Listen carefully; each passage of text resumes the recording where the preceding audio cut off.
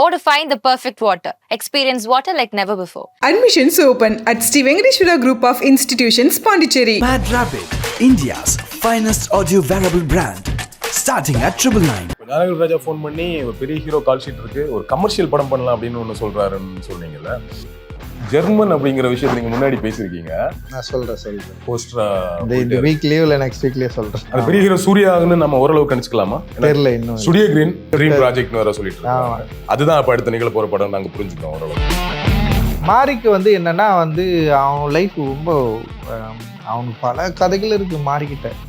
அந்த கதையெல்லாம் கேட்டாலே பயங்கரமாக இருக்கும். அவன்லாம் அவனுடைய கோவம் இன்னும் ஆறாமல் அப்படியே இருக்குது. என்னுடைய சொந்தக்காரர் சில பேர்லாம் கேட்டாங்க, நீயும் மாறி மாறி படம் எடு அப்படின்லாம் சொன்னாங்க. எனக்கு தெரில பண்ணுறதுக்கு ஒரு மனதைரியமே வேணும். ஆமாம் அதுதான் சொல்கிறேன்னே, என்னால் முடியாது. அவன் வெரி எமோஷனல் பர்சன். இப்போ வரையறும் பெருமாள் அந்த இவர் அவங்க அப்பாவை அடிக்கிற சீன் இருக்குதுல்ல, என்னாலலாம் எடுக்கவே முடியாது. என் ஆர்ட்டை யாரும் குறை சொல்லவே முடியாது, என் கிராஃப்டை யாரும் குறை சொல்லவே முடியாது. 12 வருஷமாக நான் இண்டஸ்ட்ரியில் இருந்துட்டு எனக்கு ரொம்ப ஆச்சரியம் தான். நான் இண்டஸ்ட்ரிக்கு வரப்போ லிங்குசாமி சார் எல்லாம் ஒரு பயங்கரமாக இருந்தார், பயங்கரமாக கமிஷனில். நான்லாம் யோசிப்பேன், அவங்களாம் 10-12 வருஷம் அப்போயே இருந்தாங்க, இப்போயும் இருக்காரு சார். எனக்கு அப்போயே தோணுச்சு, இப்போ இத்தனை வருஷம் இவங்கெல்லாம் இண்டஸ்ட்ரியில் இருக்கிறாங்க. இப்போ சங்கர் சார்லாம் நான் அப்படி தான் யோசிப்பேன். நான்லாம் ஒரு 2-3 படத்துலேயே நம்மளெல்லாம் அமைச்சிருவாங்க. கபாலி வெற்றி படமா இல்லையான்னு கேட்டால் எல்லாரும் தோல்வி படம்னு. ஆனால் கபாலி பெரிய அளவில் கலெக்ஷன் பண்ணியிருக்கு, எனக்கு புரியவே இல்லை. அப்போ கலெக்ஷன் பண்ணுற படம், கலெக்ஷன் பண்ணப்பட்ட படம், இங்கே எவ்வளோ படங்கள் நல்லா இல்லாத படங்கள் வெற்றி படமாக நீங்கள் அங்கீகரிச்சிருக்கிறீங்க. இப்போ காலா வெற்றி படமா இல்லைன்னா தோல்வி படம்னு வாங்க. எனக்கு பயங்கர ஆச்சரியம். காலா கிராஃப்டில் பயங்கரமான படம். எனக்கு அவங்க ப்ரொடியூசர் போட்ட படத்தை அவங்க எடுத்திருக்காங்க, அது எப்படி தோல்வி? எனக்கு அப்போ ரஜினி சார் நடிச்ச மற்ற படங்கள்லாம் நீங்கள் வெற்றி படமாக அங்கீகரிக்கிறீங்கன்னா ஏன் இந்த படத்தை அங்கீகரிக்க தவிர்க்கிறீங்க? சோஷியல் மீடியாவில் என்ன பண்ணுற, திருப்பி தோல்வி படம்னு நீ எழுதிட்டே இருக்கு. எங்கேருந்து வருது இந்த வெறுப்பு, இந்த வன்மம்? என்னன்னா, விமர்சகர்கள் சில படங்கள் அதோட ஒர்க் ஆஃப் ஆர்ட் அதை பற்றி பயங்கரமாக சிலாகிட்டு பேசுவாங்க. ஆனால் என்னுடைய படங்கள் வரப்போ மட்டும்தான் அதெல்லாம் மறந்துடுவாங்க. எனக்கு காலம் பயங்கரமாக பிடிச்ச படம், அவ்வளோ என்கேஜ் இல்லை, அது திட்டமிட்டு தோல்வி படமாக மாற்றினாங்க. செம்ம பிளான்டு, வெல் பிளான்டு, அது ரொம்ப ஆர்கனைஸ்டாக நடந்தது. அதை பற்றி யாருமே இன்னைக்கு வரைக்கும் பேசலை.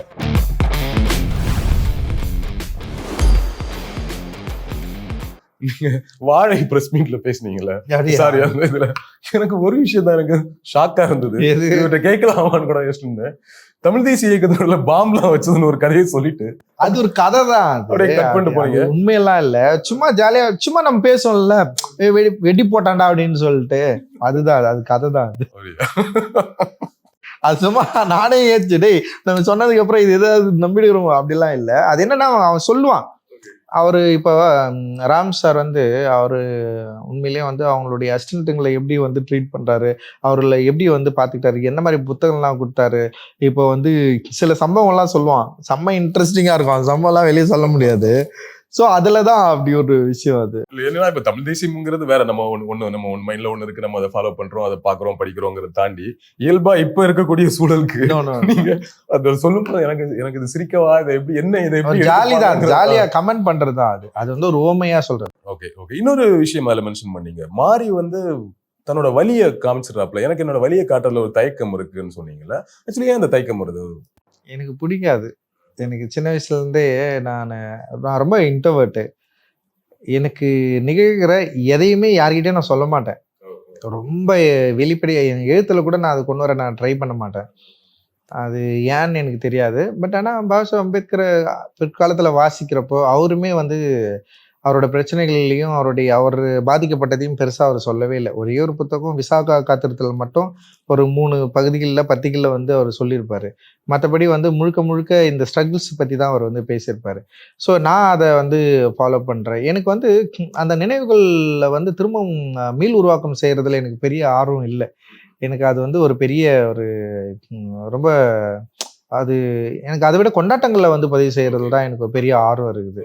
இப்போ ஜாக்கெட் போடுறதா இருக்கட்டும், எதிர்க்கிறதா இருக்கட்டும். ஸோ இது எனக்கு லைக் இப்போ இதுலேயே கூட தங்கலான் நிலத்தை பறி கொடுத்துட்டு ஒரு ஃபைட் பண்ணுவார். ஸோ அதையுமே நான் என்ன பண்ணுறேன்னா ரொம்ப சோகமாக எல்லாம் மாற்றாமல் ஒரு எதிர்க்கிறதா தான் நான் வச்சுருப்பேன். ஸோ இது என்னுடைய ஸ்டைல். மாரிக்கு என்னென்னா அவன் லைஃப் ரொம்ப அவனுக்கு பல கதைகள் இருக்குது மாறிக்கிட்ட. அந்த கதையெல்லாம் கேட்டாலே பயங்கரமாக இருக்கும். அவன்லாம் அவனுடைய கோவம் இன்னும் ஆறாமல் அப்படியே இருக்குது. ஸோ அதுக்கு அவன் வந்து தன்னுடைய படைப்பின் வழியாக வந்து தன்னுடைய கோபத்துக்கும் தனக்கு நிகழ்ந்ததுக்கும் ஒரு தேடிக்கிட்டே இருக்கான். ஸோ அதனால தான் அவனால் அதை வந்து பண்ண முடியுது அப்படின்னு நான் நினைக்கிறேன். ஸோ அது ஒரு தைரியம் தான். நான் வந்து அதை குறைச்சி மதிப்பிடலை. அதுக்கு வந்து அது ரொம்ப எளிமையாக மாற்றி மக்கள்கிட்ட கொண்டு போய் சேர்த்து ரொம்ப சூப்பராக பண்ணுறான். என்கிட்ட கூட என்னுடைய சொந்தக்காரர் சில பேர்லாம் கேட்டாங்க, நீயும் மாறி மாறி படம் எடு அப்படின்லாம் சொன்னாங்க. எனக்கு வந்து தெரியல, மாறி எடுக்கிறது மாரியோட படம். அது அது அப்படி ஒரு படைப்பை எடுக்கிறதுக்கான தைரியத்தை தாண்டி அதை பண்றதுக்கு ஒரு மனதைரியமே வேணும். ஆமா அதுதான் சொல்றேனே, என்னால முடியாது. I'm very emotional person. நான் வந்து அப்படி ஒரு சீனை என்னால் வந்து திரும்ப ரீக்ரியேட் பண்ணி என்னால் வந்து அதை எடுக்கவே முடியாது. இப்போ வரையறும் பெருமாள் அந்த அவங்க அப்பாவை அடிக்கிற சீன் இருக்குதுல்ல, என்னாலலாம் எடுக்கவே முடியாது.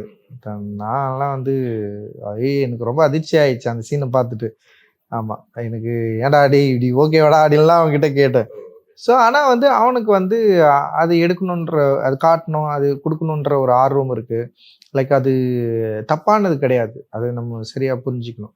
அது ஒரு ஆர்ட்டு, அது ஒரு கலைஞனுடைய தேவை, அது அங்கேருந்து அது வந்து இருக்குது. ஆனால் அதை அவன் வந்து பண்ணுறான் அப்படின்றத நான் பாசிட்டிவாக தான் அதுலேயும் பேசியிருந்தேன். எனக்கு உங்களுக்கு ஒரு படிக்கும் போதோ இல்லை ஏதோ ஒரு விஷயத்தை பார்க்கும்போதோ ஒரு கதைக்கான அந்த நாட் கிடைச்சிரும் இல்லையா? அதுக்கப்புறம் அந்த கதை முழு கதை உருவாகிறது இருக்குல்ல, அது எப்படி உங்களுக்கு என்ன ஸ்டைல்? அது பேப்பர்ல உருவாகுதா இல்லை மைண்டுக்குள்ளே அது உருவாகுமா? அந்த ப்ராசஸ் தெரிஞ்சுக்கணும் ஆசை. பேப்பரில் உருவாகும், மைண்டுக்குள்ளே தான் உருவாகும். ஃபஸ்ட்டு நான் எப்பவுமே வந்து ஒரு சின்ன ஐடியா தோணிக்கிட்டே இருக்கும். ஸோ அதை வந்து ஒரு சின்ன சின்ன குறிப்பாக எழுதி வச்சுப்பேன். சின்ன குறிப்பாக எழுதி வச்சு அதுக்கப்புறம் தான் அது வந்து அது வந்து முடிப்பேன். அண்ட் வந்து அது இப்போ என்னோட திரைப்படங்கள் எல்லாமே வந்து ஒரு ஆய்வு தேவைப்படுது. சும்மா ஒரு படம் எடுத்துடவே முடியாது. நான் ஒரு படம் எடுக்கிறேன்னாவே வந்து அந்த அதோட கதையோட பின்புலம் அது எதெல்லாம் கனெக்ட் ஆகுதுன்னு எல்லாத்தையும் யோசிக்க ஆரம்பிப்பேன். எல்லாத்தையும் கனெக்ட் பண்ணுவேன். அப்போ அதுக்கு ஒரு ஆய்வு தேவைப்படும். புத்தகங்கள் வாசிப்பேன் நான். அது ஒரு பெரிய ஜேர்னியை எடுத்துக்கும். அதை எடுத்து தான் அப்படி தான் பண்ணுவேன். ஞானவேல் ராஜா ஃபோன் பண்ணி ஒரு பெரிய ஹீரோ கால் ஷீட் இருக்கு, ஒரு கமர்ஷியல் படம் பண்ணலாம் அப்படின்னு ஒன்று சொல்றாருன்னு சொன்னீங்கல்ல. நீங்க எடுக்கிற படமே இவ்வளவு இஷ்யூ பேசலுமே கமர்ஷியல் படம் இல்லையா? இல்ல, அவங்களுக்கு என்னன்னா வந்து இப்போ இதுல வர டிஸ்கஷன் இதெல்லாம் பார்த்து வந்து அவங்களுக்கு ஒரு சின்ன பயம் வருது. ஆனாலும் என் கூட ஒர்க் பண்ணணும்னு ஒரு ஆசை இருக்குது, என்னை விட்டு கொடுக்க கூடாதுன்னு ஒரு ஆசையும் இருக்குது அவருக்கு. அதனால அவர் என்ன பண்ணாருன்னா வந்து, தலைவரே நீங்க இதெல்லாம் பேசாம ஒரு படம் எடுங்க அப்படின்னாரு. இஷ்யூ எல்லாம் கிடையாது. ஒரு நீங்க ஏன் வந்து ஒரு பக்கா ஒரு ஆக்ஷன் படம் அதெல்லாம் பண்ணக்கூடாது அப்படின்னு நான் பண்றதே ஆக்ஷன் தான் அவர்கிட்ட சொல்லுவேன் நான். ஸோ அவருடைய விருப்பத்தை நான் சொன்னேன். பட் ஆனால் வந்து அகெயின் வந்து சேர்ந்து ஒர்க் பண்ணுவோன்னு நினைக்கிறேன் ஆக்சுவலி.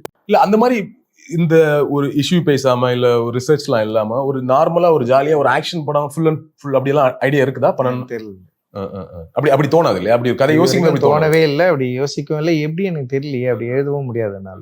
இப்ப அந்த பெரிய ஹீரோ யாரு அப்படிங்கிறது ஒரு பெரிய டாக்காம இன்னைக்கு ட்விட்டர்ல பாத்தீங்களா? காலையில இருந்து அதுதான் போயிட்டு இருக்கு. இல்ல பெரிய ஹீரோனா இப்ப ஹிந்தில இருந்தே நேற்று ஒரு பெரிய ஹீரோ தான் கூப்பிட்டாரு.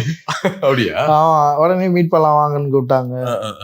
சரி, பெரிய ஹீரோக்கள் கூப்பிடுறாங்கன்றதே சந்தோஷம் தான். அது அந்த ஐடியா இருக்குதா ஹிந்திக்கு அடுத்தது? தெரியல பாப்போம். ஆல்ரெடி ஒரு ஐடியா ஒண்ணு. ஆமா, அதுதான் இப்ப வந்து ஏதோ திடீர்னு கொஞ்சம் ரீவாம்ப் ஆகி திருப்பி கால் வந்திருக்கு அதே பழைய விஷயத்துக்கு. ஓகே, நான் இந்த போட்டோ உங்களுக்கு காமிச்சிடுறேன். ஜெர்மன் அப்படிங்கிற விஷயத்தை நீங்க முன்னாடி பேசிருக்கீங்க.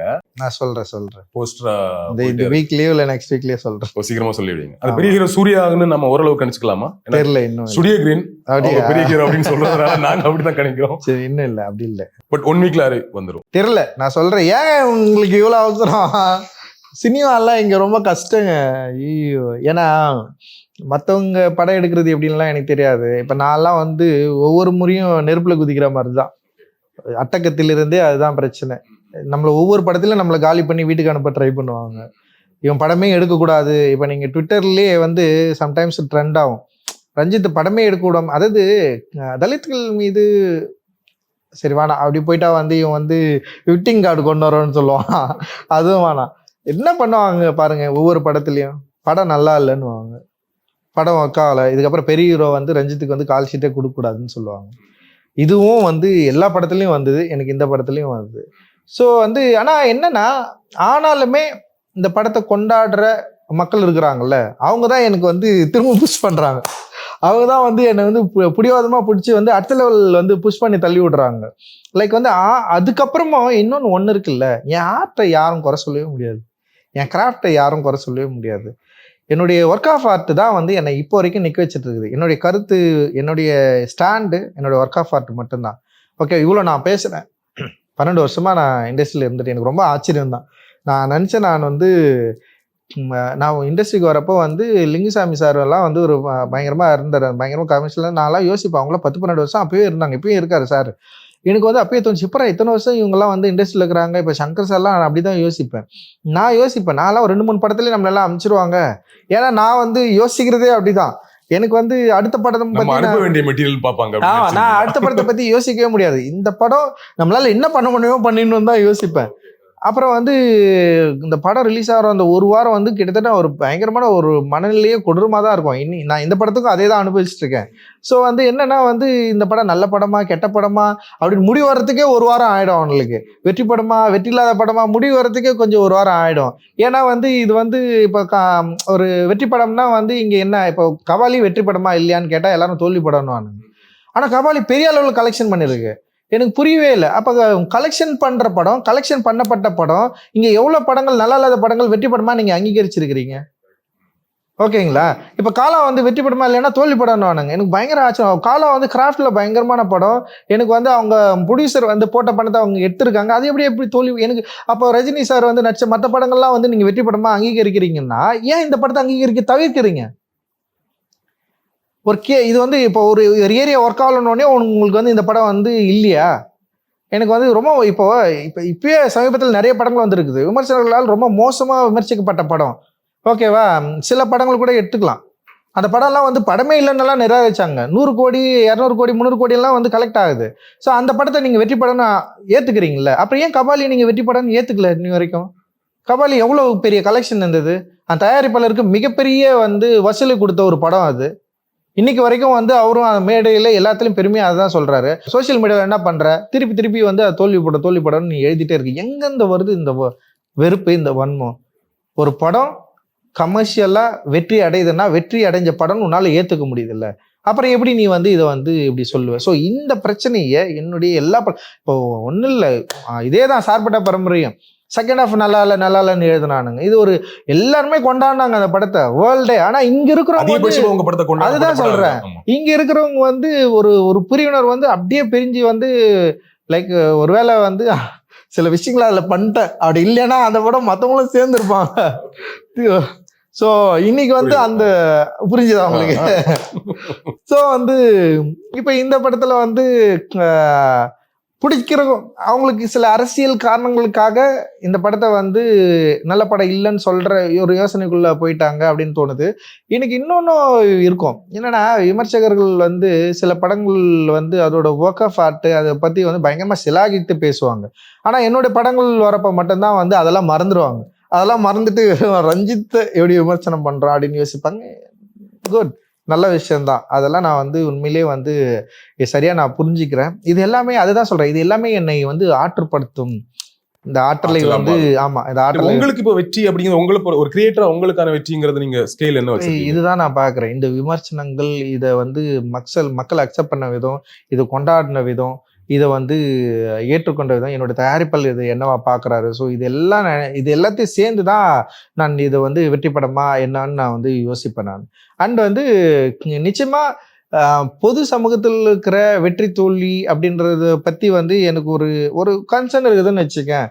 ஆனால் அதே நேரத்தில் வந்து அம்பேத்கர் சொல்லுவார், யாராலும் நிராகரிக்கப்படாத ஒரு வெற்றியை நோக்கி நம்ம வந்து நகரணும் அப்படின்னு சொல்லுவார். புறக்கணிக்க முடியாத ஒரு ஒர்க் ஆஃப் ஆர்ட்டை கிரியேட் பண்ணும் அப்படின்றது தான் என்னோட விருப்பம். அந்த விருப்பத்தை நோக்கி தான் நான் தொடர்ந்து.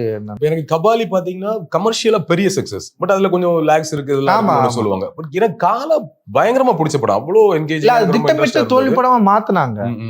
நீங்க காலாவில் நடந்த ஒரு பயங்கரமான ஒரு விஷயம் பார்த்தீங்கன்னா, செம்ம பிளான்டு, வெல் பிளான்டு, அது ரொம்ப ஆர்கனைஸ்டாக நடந்தது. அதை பற்றி யாருமே இன்னைக்கு வரைக்கும் பேசலை. அன்னைக்கு ரொம்ப எனக்கு அதை பற்றி பேசுறது வந்து திரும்ப ஒரு பெரிய விவாதத்தை உண்டு பண்ணும். பயங்கர ரொம்ப ஆர்கனைஸ்டாக ஒரு விஷயத்த வந்து பண்ணி காட்டினாங்க. அண்ட் வந்து நிச்சயமாக ரசிகர்களுக்கு வந்து திருப்தியான ஒரு படமானா டெஃபினட்டாக அது திருப்தி இல்லாத படம் தான். ஆனால் புறக்கணிக்க வேண்டிய படமா, நிராகரிக்க வேண்டிய படமானா இல்லைன்னு நான் சொல்கிறேன். நான் அதுதான் என்னுடைய கருத்து. அந்த படத்தில் வந்து அதை மீறி வந்து என்ஜாய் பண்ணுற மொமெண்ட் நிறைய இருந்தது, ரசிக்கிற மொமெண்ட் நிறைய இருந்தது. Very well execute movie. அது பயங்கரமாக எக்ஸிக்யூட் பண்ணியிருந்த ஒரு ஆர்ட்டாக பயங்கரமாக இருந்தது. இந்த ஆடியன்ஸ் நிறைய இடத்துல பயங்கரமாக கனெக்ட் ஆனாங்க, சந்தோஷப்பட்டாங்க, செம்ம லவ் இருந்தது. அதில் லைக் கொண்டாடுறதுக்கு 1000 காரணங்கள் இருந்தது. ஆனால் வெறுக்கிறதுக்கு சில காரணங்களை வச்சு ஒட்டுமொத்தமாக ஒரு படத்தையே வந்து நீங்கள் வந்து நிராகரிக்கணும்னு முடிவு பண்ணுறது இருக்குதுல்ல. ஸோ அதை என்னால் புரிஞ்சிக்க முடியுது. ஆனாலுமே அதை நான் வந்து ஒரு ஒரு குறையாக சொல்ல விரும்பலை. ஓகே, இவங்க வந்து வேணுன்ட்டே வந்து என் மேலே வந்து வன்மத்தை வச்சு தான் வந்து இந்த படத்தை நிராகரிக்கிறாங்க அப்படின்னு நான் சொல்ல விரும்பலை. இப்படி சொல்கிறது மட்டும் இல்லாமல் ஒரு சில ரியல் கன்சர்னும் இருக்குது. சில ரசிகர்களுக்கு உண்மையிலேயே திருப்தி தரக்கூடிய படமாகவும் அது இல்லைன்றதை நான் வந்து புரிஞ்சுக்கிறேன். ஸோ இதை வந்து என்னுடைய அடுத்த படங்களில் வந்து நான் சரி பண்ண தான் நான் ட்ரை பண்ணுறேன். ஜெர்மன் என்ன விஷயம்? அது என்ன ஜெர்மன் அப்படிங்கிற படம்? இது போஸ்ட் நான் சொல்றேன். அது பத்தி படம் வரப்போ தான் அதை பத்தி பேசணும். அப்படி ஒரு ஐடியா இருக்கு, முன்னாடி உங்ககிட்ட ஒரு ஐடியா இருக்கதா சொன்னாங்களே, அது ரொம்ப நாளா இருக்கு, ட்ரீம் ப்ராஜெக்ட்னு வேற சொல்லிட்டு இருக்காங்க. அதுதான் அப்ப அடுத்த நிகழ போற படம் நாங்க புரிஞ்சுக்கிறோம் ஓரளவு. இல்லையே, நிறைய இருக்கு ஆக்சுவலி. ஃபியூச்சர் ப்ராஜெக்ட்ஸ் எதுவுமே இப்ப சொல்ல முடியாதுன்றீங்க. நிறைய ஆமா நான் சொல்றேன். சார்பட்டா 2 வந்து ஆல்ரெடி டிஸ்கஷன்ல. ஆமா, சார்பட்டா 2 வந்து டெஃபினட்டா எடுக்கிறேன். அதுக்கான வொர்க் போயிட்டு இருக்கு. சேம் டீம், அதே ஹீரோ, அதே டீம். ஆமா, அதே டீம். ஓகே. சரி, எனிவேஸ் நாங்க ஒரு வாரம் காத்திருக்கிறோம் அடுத்தடுத்த அப்டேட். சரி. அடுத்தடுத்த படங்கள் இன்னும் நிறைய விஷயங்கள் இருக்கு. எல்லாத்துலயுமே வெற்றி பெற நீங்க சொன்ன மாதிரி புறக்கணிக்க முடியாத, நிராகரிக்கப்பட முடியாத வெற்றி அந்த இடத்தை நோக்கி நகரணும், அந்த இடத்தை அடையணும் அப்படிங்கிறது தான் எல்லாரோட விருப்பம் sir. Thank you so much. Thank you விஷயம். Or to find the perfect water. Experience water like never before. Admissions open at Sri Venkateshwara Group of Institutions, Pondicherry. Mad Rapid, India's finest audio wearable brand, starting at 999.